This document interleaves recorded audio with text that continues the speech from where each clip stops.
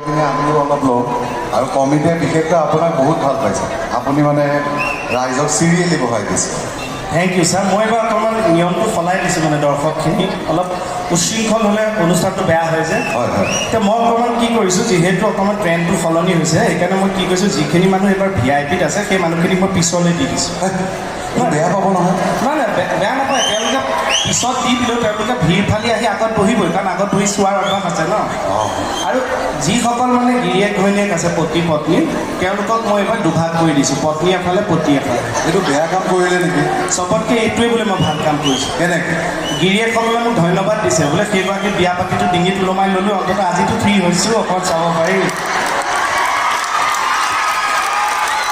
আৰু এটা মই কৰিছোঁ কি, এনেই অনুষ্ঠানটো কি হয়, ছোৱালীখিনি অকণমান এইফালে বহি থাকে, ল'ৰাখিনি এই আঁতৰত আছে ল'ৰাখিনি। এইবাৰ মই কি কৰিছোঁ, অলপ ল'ৰা ছোৱালী তেনেকৈ আমি ওচৰ চপাই একেলগে বহুৱাই দিছোঁ।